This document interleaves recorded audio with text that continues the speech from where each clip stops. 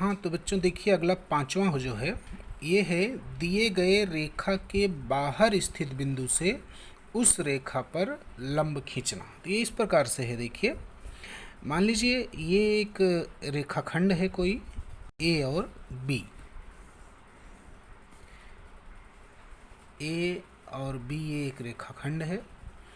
अब इसके बाहर कहीं पर मान लीजिए यहाँ पर एक बिंदु है पी और इस बिंदु पी से हमें रेखाखंड ए बी पर लंब रेखा खींचना है। उसके लिए क्या करेंगे, गोला प्रकार की नोक को इस पी बिंदु पे रखेंगे और पेंसिल वाले भाग को इतना बढ़ाएंगे कि इसको दो जगह काटे, एक दो ऐसे, ये देखिए एक और ये दो जगह ए बी को ये प्रतिच्छेदित कर रहा है। अब जिन दो जगहों पे काट रहा है एक बार इस तरफ रखेंगे और इसके आधे से अधिक। यहाँ भी हम दोनों तरफ भी चाप लगा सकते हैं और एक तरफ भी, तो एक ही तरफ करते हैं नीचे की तरफ। ऐसे पहले इस पर रख के चाप लगाया, फिर ये दूसरा जहाँ पे काटा है वहाँ पे रख के ऐसे चाप लगाया। दोनों एक दूसरे को जहाँ पे काट रहे हैं उसको बिंदु P से मिला देंगे और P से मिलाने के बाद जो रेखा आएगी वही रेखा ए बी पर लंब रेखा होगी। तो ये है किसी रेखाखंड के बाहर दिए गए बिंदु से उस रेखा पर लंब खींचना। अगला है दिए गए रेखा के बाहर स्थित बिंदु से रेखा के समांतर रेखा खींचना। ये इस प्रकार से है, देखिए यहाँ पर भी मान लीजिए इस प्रकार से एक रेखाखंड दिया हुआ है हमें पहले से, और इस रेखाखंड के बाहर यहाँ पर मान लीजिए एक बिंदु P है, यह है रेखाखंड ए बी, बाहर है बिंदु P। हमें इस ए बी के समांतर P पर एक समांतर रेखा खींचना है। उसके लिए क्या करेंगे, इस P बिंदु को इस ए बी में कहीं पर भी मिला देंगे। चलिए यहाँ पे इस तरह से ऐसे मिला दिया। मान लीजिए ये है बिंदु C। अब जिस बिंदु C पे मिला है वहाँ जो कोण बना है उसका एकांतर कोण, मतलब C का एकांतर कोण इस तरफ बनेगा। तो हमें इस कोण के बराबर P पर एक कोण बनाना पड़ेगा, जो कि आपने पीछे नियम पढ़ा कि दिए गए कोण के बराबर कोण बनाना। तो वहाँ क्या करते हैं, जिस कोण के बराबर कोण बनाना है पहले उस पर रख के ऐसे एक चाप लगाते हैं और फिर सेम वही जहाँ पर हमें बनाना है वहाँ पे रख के फिर से एक चाप लगाते हैं। ये इस प्रकार से एक चाप हो गया। अब ये जो पहले वाला चाप है उसको माप लेते हैं, वो जितना बड़ा है वही यहाँ पे रख के और इसको काट देंगे।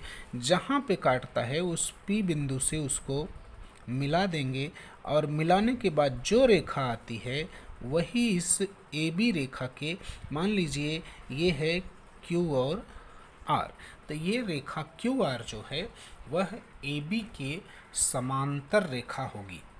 ये है एक रेखा के बाहर दिए गए बिंदु से उस रेखा के समांतर रेखा खींचना। और अब इसी के साथ साथ अगला जो नियम है कि सातवां है, दिए गए रेखाखंड को दी गई संख्या के आधार पर समान भाग करना। समान भाग करने का मतलब है कि कभी कभी देता है कि कोई रेखाखंड है उसको 2 भागों में बांटिए, 4 भागों में बांटिए और 8 भागों में बांटिए। इस तरह से अगर दिया रहे तो देखिए मान लीजिए ये एक रेखाखंड है ए और बी।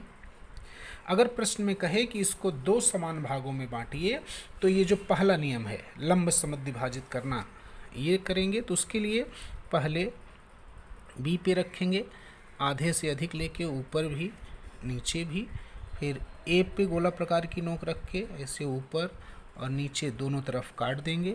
अब ये दोनों तरफ काटने के बाद ये दोनों चाप एक दूसरे को ऐसे 2 बिंदु पे प्रतिच्छेदित किए, उनको मिला देंगे। ये मान लीजिए बिंदु है P, तो अब यह AP और PB 2 समान भागों में बंट गया। अगर इसी प्रश्न में कहता कि 2 समान भागों के अलावा कहता कि 4 समान भागों में बांटिए, तो सेम यही काम एक बार PB के लिए करेंगे, एक बार AP के लिए। तो यहाँ भी B पे रखेंगे, P के आधे से अधिक लेंगे, ऐसे ऊपर भी चाप नीचे भी चाप, फिर P पे रखेंगे ऐसे ऊपर और नीचे चाप लगाया और इन दोनों को मिला दिया। और सेम यही पी पे रखेंगे और ए के आधे से अधिक, ऊपर भी चाप लगाया, नीचे भी, फिर ए पे रख के ऐसे ऊपर भी चाप लगाएंगे और नीचे भी चाप लगाएंगे। इस तरह से ये चाप एक दूसरे को जहाँ पे काटते हैं उन दोनों को मिला देंगे। और अब अगर ये मान लीजिए Q है, ये R है, तो अब ये देखिए 4 भागों में विभाजित हो गया। तो इस तरह से अगर हमें किसी रेखाखंड को 2 भागों में, 4 भागों में, अगर इसी को 8 भागों में बांटना है तो क्रम से फिर से इन सभी को लंब समद्विभाजित विभाजित करेंगे। तो ये हो जाता है दिए गए रेखाखंड का दी गई संख्या के आधार पर समान भाग करना। और अब एक लास्ट जो दिया है, देखिए, दिए गए रेखाखंड को दिए गए अनुपात में विभाजित करना। मतलब ऐसा है कि मान लीजिए हमारे पास एक रेखाखंड इस प्रकार से दिया हुआ है, ए और बी। प्रश्न में कहे कि इस रेखाखंड को 5:3, 5 भाग और 3 भाग ऐसे इस अनुपात में अगर हमें विभाजित करना है तो उसके लिए क्या करेंगे, पहले ए पर एक ऐसे कोई ही भी न्यून कोण बनाती हुई रेखा खींच देंगे। और न्यून कोण बनाती हुई रेखा खींचने के बाद जितने अंश का इधर कोण है उतने ही अंश का कोण बी पे भी। तो आप चाहें तो चांदे से बना लीजिए, चांदे से ना बना सकिए तो ऐसे कोण के बराबर कोण, ये देखिए कोण के बराबर कोण इस तरह से बनाते हैं। पीछे आपने सीखा है कोण के बराबर कोण। अब यहाँ पे रख के इसको माप लेंगे, फिर यहाँ पे रख के इसको ऐसे काट के और बी से मिला देंगे। अब बी से मिलाने के बाद ये रेखा, आप देखिए जितने कोण यह है उतने ही कोण के बराबर इधर एक कोण बना दिया। अब हमें 5 और 3 भाग में बांटना है, तो हम क्या करेंगे, इस ऊपर वाली रेखा को कुछ भी भाग ले लेंगे, चाहे इतना बड़ा कुछ भी, चलिए ऐसे ले लिया। अब इसको 5 भागों में बांटिए, 1 2 3 4 5। और नीचे वाला जो भाग है उसको 3 भागों में बांटेंगे, चेंज ना करके उतना ही, 1 2 और 3। मान लीजिए ये हो गया B1 B2 B3 और ऊपर का भाग हो गया A1 A2 A3 A4 और A5। अब क्या करेंगे, इस A5 और B3 को मिला देंगे। देखिए A5 और B3 को मिला दिया। अब अगर मान लीजिए ये बिंदु जो है इसको अगर हम C मान लें तो ये जो AC और CB का अनुपात है ये 5:3 भाग होगा।